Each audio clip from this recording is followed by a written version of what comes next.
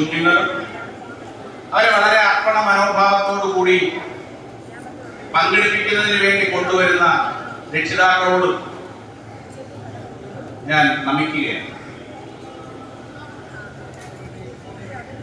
ഈ ചിത്രരചന കലയിൽ അവരുടെ കഴിവ് കേടോ ഒന്നും തന്നെ പരിഗണിക്കാതെ പങ്കെടുക്കുന്ന എല്ലാ കുട്ടികൾക്കും പ്രോത്സാഹന സമ്മാനം നൽകിക്കൊണ്ട് അവരുടെ കഴിവിനെ പുറത്ത് കൊണ്ടുവരുന്നതിന് വേണ്ടി ശ്രമിക്കുന്ന ഈ ആരോഗ്യകരമായിട്ടുള്ള ഒരു കൂട്ടായ്മ നമ്മുടെ നാടിന് വളരെ അത്യാവശ്യമായിട്ടുള്ള ഒരു കാര്യമാണ്.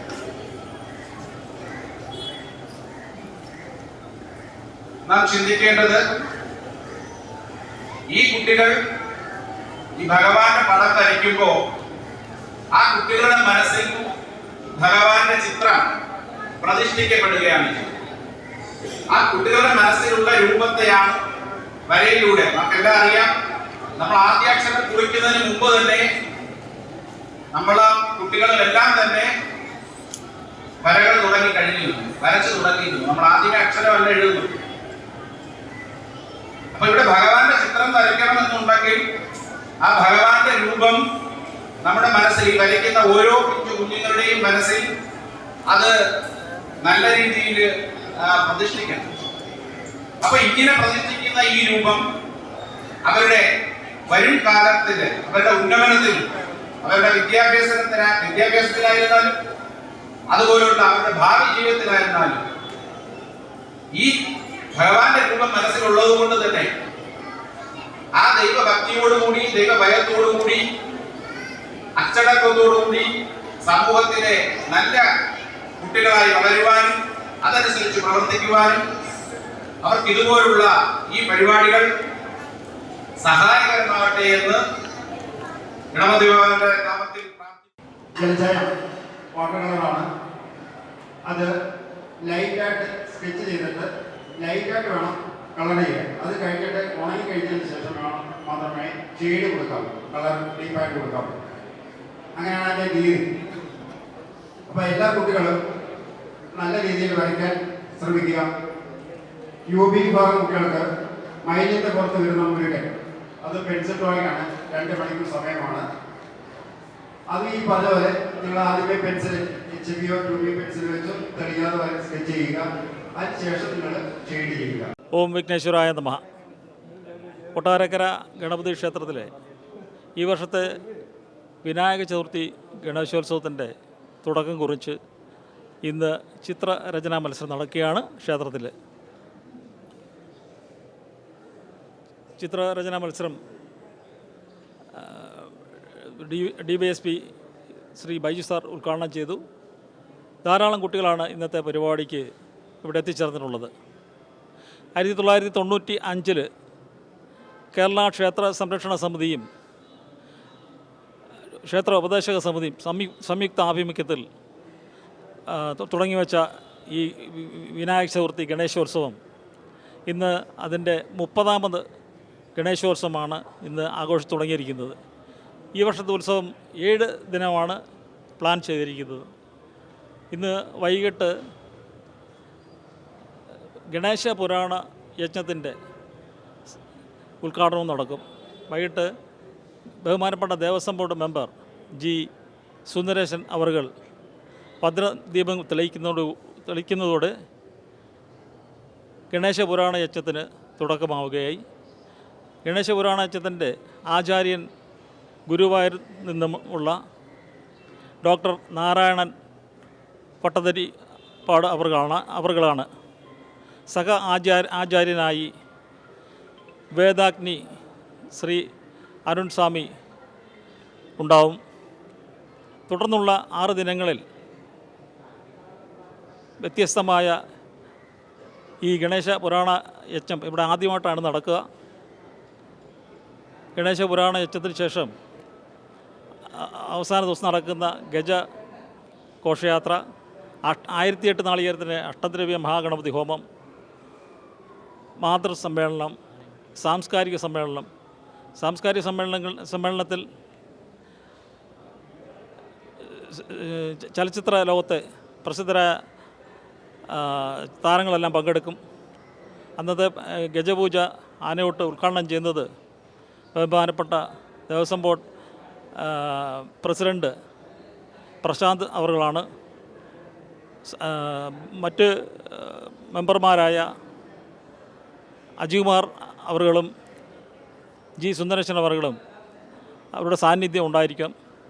അങ്ങനെ വലിയൊരു പരിപാടി ഇപ്രാവശ്യം വിപുലമായ സ്വാഗത സംഘം, അതായത് ക്ഷേത്ര ഉപദേശക സമിതിയുടെയും ക്ഷേത്ര സംരക്ഷണ സമിതിയുടെയും പ്രവർത്തകർ ചേർന്ന് നാട്ടിലുള്ള പ്രമുഖരായ വ്യക്തികളെ ഉൾപ്പെടുത്തി നല്ല രീതിയിലൊരു പ്രവർത്തനമാണ് മുന്നോട്ട് കൊണ്ടുവന്നത്. ഈ സ്വാഗത സംഘത്തിൻ്റെ അധ്യക്ഷൻ കൊട്ടാരക്കരയിലെ വ്യവസായ പ്രമുഖനും ചലച്ചിത്ര നിർമ്മാതാവും അതുപോലെ തന്നെ മഹാഗണപതിന് അങ്ങേറ്റത്തെ ഒരു ഭക്തനുമായ ശ്രീ വിനായക അജിത് കുമാറാണ്. കഴിഞ്ഞ 2 വർഷത്തിന് മുന്നേ അദ്ദേഹം ഇതിന് ചുമതല ഏറ്റെടുത്ത നാൾ മുതൽ വിനായക ചതുർത്ഥി നാളിൽ വളരെ ഗംഭീരമായ ഒരു കെട്ടുകാഴ്ച, അതായത് നമ്മുടെ മേടത്തിരുവാതിര ഉത്സവത്തിൻ്റെ ആറാട്ട് ഘോഷയാത്രയ്ക്ക് തുല്യമായ ഒരു വലിയ രീതിയിലുള്ളൊരു ഘോഷയാത്രയ്ക്ക് തുടക്കം കുറിക്കുകയുണ്ടായി. ഇതിൻ്റെ മുഴുവൻ ചെലവും അദ്ദേഹമാണ് വഹിച്ചിരുന്നത്. ഈ വർഷവും അത്തരം കാര്യങ്ങളെല്ലാം അദ്ദേഹം ചെയ്യുന്നുണ്ട്. കൊട്ടാരക്കര ശ്രീ മഹാഗണപതി ക്ഷേത്രത്തിലെ വിനായക ചതുർത്ഥി മഹോത്സവം എന്ന് പറയുന്നത് വളരെ ത്യാഗത്തിൻ്റെയും, ത്യാഗമെന്ന് പറയുന്നത് ഈ ഹോമകുണ്ഡം തയ്യാറാക്കുന്ന തന്നെ വലിയൊരു ത്യാഗത്തിൻ്റെ കഥയാണ്. എനിക്കറിയാം, വലിയ ത്യാഗങ്ങൾ അനുഭവിച്ച കുറേ ആളുകൾ ഇന്ന് ഇവിടെ ഉണ്ട്. അവരുടെ ത്യാഗത്തിൻ്റെ ശ്രമഫലമായാണ് നമ്മൾ ഈ പലരും പല കുറ്റങ്ങളും കുറവുകളൊക്കെ പറയുമ്പോഴും ഇതെല്ലാം ചെയ്യുമ്പോൾ ഇതിൻ്റെ മുൻകാലങ്ങളിലെ പ്രവർത്തനങ്ങളോട് നമ്മൾ പരിശോധിക്കേണ്ടതുണ്ട്. അവരെല്ലാം ഞാൻ അവസരത്തിൽ ഓർക്കുകയാണ്. ഇങ്ങനെ ഒരു ഹോമകുണ്ഡം തയ്യാറാക്കുവാൻ പണ്ട് ഇവിടെ വിനായക ചതുർത്ഥി നടന്നിട്ടുണ്ട്, മോദക വഴിപാട് നടന്നിട്ടുണ്ട്, എല്ലാം നടന്നിട്ടുണ്ട്. പക്ഷേ 30 വർഷക്കാലമായി ഇവിടെ നടക്കുന്ന ഈ പ്രവർത്തനം, പിന്നെ പ്രത്യേകിച്ച് വിശിഷ്യ ഈ 2 വർഷമായി നടക്കുന്ന ആഘോഷങ്ങൾ, അതിന് നേതൃത്വം കൊടുക്കുന്ന നമ്മുടെ വിനായകൻ, എനിക്ക് ഒരിക്കലും അദ്ദേഹത്തിനെ പറയാതെ എനിക്കൊരു കാര്യം ഗണപതി ക്ഷേത്രത്തിലെയും ശിവക്ഷേത്രത്തിലെയും കാര്യങ്ങൾ പറയാതെ പോകാൻ കഴിയില്ല. കാരണം കോടിക്കണക്കിന് രൂപയാണ് ഈ 2 ക്ഷേത്രങ്ങളുടെയും കാര്യങ്ങൾക്ക് അദ്ദേഹം ചിലവാക്കിക്കൊണ്ടിരിക്കുന്നത്. അപ്പോൾ അദ്ദേഹത്തെ നമ്മൾ ഒരിക്കലും, അത് നേരത്തെ ബഹുമാന്യനായ കൊച്ചുവാർക്കിൽ പറഞ്ഞതുപോലെ അദ്ദേഹത്തിൻ്റെ സാന്നിധ്യം ഇന്നും എപ്പോഴും ഇവിടെ ഉണ്ട്. കാരണം അദ്ദേഹത്തിന് ക്ഷേത്രമെന്ന് പറയുന്നത്, ഗണപതി ക്ഷേത്രവും മഹാദേവ ക്ഷേത്രവും എന്ന് പറയുന്നത് ഒരിക്കലും മറക്കാൻ കഴിയില്ല. ഇവിടെ ഉണ്ടെങ്കിൽ 4:20 നിർമ്മാല്യം തൊഴുതുവാനും 5 മണിക്ക് പടിഞ്ഞാറ്റക്കര മഹാദേവ ക്ഷേത്രത്തിൽ നിർമ്മാല്യം തൊഴുതാനും എത്തുന്ന ഒരു അപൂർവം ചിലരിൽ ഒരു വ്യക്തിത്വമാണ് ശ്രീ വിനായക അജിത് കുമാർ. ഞാൻ അത് അവിടെ പറയുകയാണ്. ഈ വിനായക ചതുർത്ഥി മഹോത്സവം, അതുപോലെ തന്നെ ഗണപതിക്ക് വർഷത്തിൽ 1 പ്രാവശ്യം മോദകം വഴിപാട് ഒരു വർഷമാണ്. അതിനെല്ലാ ഭക്തജനങ്ങളുടെയും പങ്കാളിത്തം ഉണ്ടാകണം. അതുപോലെ തന്നെ അഷ്ടദ്രവ്യ മഹാഗണപതി ഹോമത്തിന് നമുക്ക് ചെയ്യാൻ പറ്റുന്ന, സമർപ്പിക്കാൻ പറ്റുന്ന ദ്രവ്യങ്ങൾ, അല്ലാതെ നമ്മൾ വഴിപാട് രസീതുകളല്ല എഴുതേണ്ടത്, സമർപ്പിക്കാൻ പറ്റുന്ന ദ്രവ്യങ്ങൾ ഈ നാട്ടിലെ മുഴുവൻ ആബാലവൃദ്ധം ജനങ്ങളും ജാതി മത ഭേദമന്യേ സമർപ്പിക്കുക, അതിൽ പങ്കാളികളാകുക.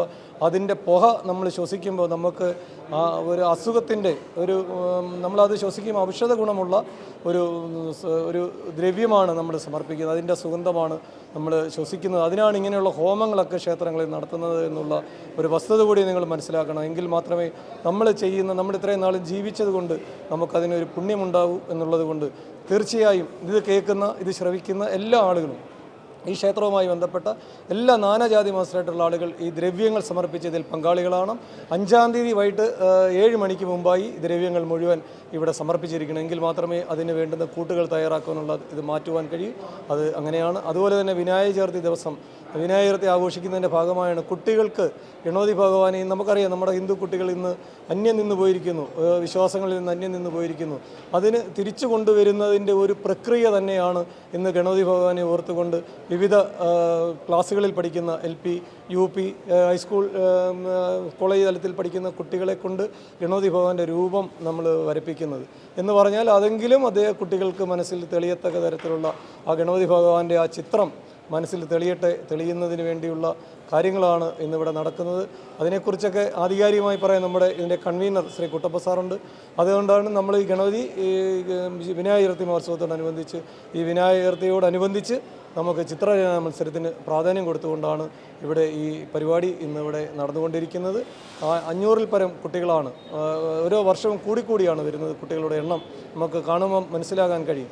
അതുപോലെയാണ് രക്ഷകർത്താക്കളുടെ വാത്സല്യവും ഇന്ന് ഈ ക്ഷേത്രസന്നിധിയിൽ നടക്കുന്നത് എന്നുള്ള കാര്യം ഞാൻ ഈ അവസരത്തിൽ ഓർക്കുകയാണ്. 27 വർഷമായിട്ട് നടത്തുന്ന ചിത്രരചന മത്സരത്തിൽ ആദ്യത്തെ വർഷം 800ഓളം കുട്ടികളാണ് പങ്കെടുത്തത്. പിന്നെ അത് കഴിഞ്ഞ് 500, എന്തായാലും ഒരു 500-ന് മേളിലോട്ട് പോകുന്നതല്ലാതെ താഴോട്ട് വരുന്നില്ല. ഇഷ്ടംപോലെ കുട്ടികളാണ് പങ്കെടുത്തത്.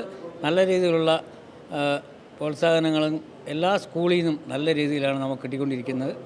പല സ്കൂളുകാരും കംപ്ലീറ്റ് ഈ നമ്മുടെ ഈ ലെറ്റർ വരാൻ കാത്തിരിക്കുകയാണ് കുട്ടികളെ പങ്കെടുപ്പിക്കാൻ.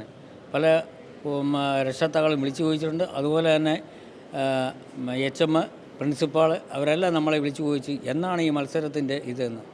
എന്തായാലും നല്ല രീതിയിൽ ഇപ്പോൾ തന്നെ 400ഓളം കുട്ടികൾ ഇവിടെ പങ്കെടുത്തിട്ടുണ്ട്.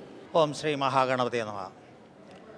കൊട്ടാരക്കര ശ്രീ മഹാഗണപതി ലോകപ്രശസ്തമായ ശ്രീ മഹാഗണപതി ക്ഷേത്രത്തിൽ ഇവിടുത്തെ പ്രധാന ഉത്സവം തീർച്ചയായിട്ടും തിരുവാതിര നാളിലെ തിരുവാതിര നാളിൽ 11 ദിവസം നടത്തുന്ന തിരുവാതിര മഹോത്സവമാണ്. പക്ഷേ മഹാഗണപതിയുടെ തിരുനാളായ വിനായക ചതുർത്ഥി നമ്മൾ കഴിഞ്ഞ 4-5 വർഷമായിട്ട് വിനായക ചതുർത്ഥി മഹോത്സവമായിട്ട് തന്നെ എല്ലാ സംഘടനകളുടെയും ഹിന്ദു സംഘടനകളുടെയും ബാക്കി എല്ലാ സംഘടനകളുടെയും ആശീർവാദത്തോടുകൂടി സാമൂഹ്യമായ പ്രതിബദ്ധതയോടെ നമ്മൾ വിനായക ചതുർത്ഥി ആഘോഷിക്കുകയാണ്. ഈ വിനായക ചതുർത്ഥി എന്ന് പറയുമ്പോൾ തീർച്ചയായിട്ടും ഒരു ആഴ്ചത്തെ പരിപാടിയാണ് നമ്മളിപ്പോൾ ആസൂത്രണം ചെയ്തിരിക്കുന്നത്. അതിൻ്റെ പരിപാടിയുടെ തുടക്കമായിട്ടാണ് നമ്മളിവിടെ ശ്രീ വിനായകൻ്റെ ചിത്രം വരച്ച് കുട്ടികൾക്ക് ഒരു പരിപോഷണം വരുത്താൻ വേണ്ടിയിട്ട് മഹാഗണപതിയുടെ ചിത്രം വരയ്ക്കാൻ വേണ്ടിയിട്ടുള്ള ഒരു മത്സരം ആണ് നമ്മളിന്ന് ഇവിടെ നടത്തുന്നത്. ഇതിൽ ആവറേജ് സാധാരണ നമ്മൾ ഏതാണ്ടൊരു 500-നും 800-നും ഇടയ്ക്കുള്ള കുട്ടികൾ നമ്മൾ പങ്കെടുക്കാറുണ്ട്. ഇപ്രാവശ്യവും നമ്മൾ പ്രതീക്ഷിച്ചതിലധികം വിദ്യാർത്ഥികൾ പങ്കെടുക്കുന്നുണ്ട്. LP, UP, ഹൈസ്കൂൾ വിഭാഗത്തിൽ ഉള്ള കുട്ടികളാണ് വരുന്നത്. ഏറ്റവും വളരെ പരിപാവനമായ രീതിയിൽ മഹാഗണപതിയുടെ ചിത്രം വരയ്ക്കുന്ന ഏറ്റവും നല്ല കുട്ടികൾക്ക് നമ്മൾ സമ്മാനം നടക്കുന്നുണ്ട്. അതിൽ കൂടാതെ പങ്കെടുക്കുന്ന എല്ലാ കുട്ടികൾക്കും നമ്മൾ പ്രോത്സാഹന സമ്മാനവും നടക്കുന്നുണ്ട്. ഈ പരിപാടി നമ്മളിവിടെ ആസൂത്രണം ചെയ്യുമ്പോൾ ഈ നാട്ടുകാരുടെയും ഭക്തജനങ്ങളുടെയും എല്ലാം നല്ല സഹകരണം വളരെ കൂടുതൽ നമ്മൾ പ്രതീക്ഷിച്ചതിൽ കൂടുതൽ നമ്മളിവിടെ നടത്തുന്നുണ്ട്. കൂടാതെ ഈ ഉപദേശക സമിതി അധികാരമേറ്റിട്ട് ഇപ്പോൾ 2 വർഷത്തോളം ആവുകയാണ്. ഞങ്ങളിവിടെ ഏതാണ്ട് 10-20ഓളം കാര്യങ്ങൾ ഈ ക്ഷേത്രത്തിൻ്റെ പുരോഗതിക്ക് വേണ്ടി ഞങ്ങളിവിടെ ചെയ്തിട്ടുണ്ട്. ക്ഷേത്രത്തിൻ്റെ പുനരുദ്ധാരണ പ്രക്രിയയിലേക്ക് ഞങ്ങൾ പ്രവേശിച്ചിരിക്കുകയാണ്. 5 വർഷമായിട്ട് കോൺട്രാക്ടർ ആരും എടുക്കാതിരുന്ന ഇവിടുത്തെ ശ്രീകോവിലിൻ്റെ പണി ഇപ്പോൾ ആരംഭിച്ചിട്ടുണ്ട്. ഏതാണ്ട് പകുതിയോളം പണി ആയിട്ടുണ്ട്. തീർച്ചയായിട്ടും ഉടൻ തന്നെ ആ പണിയെല്ലാം തീർക്കും.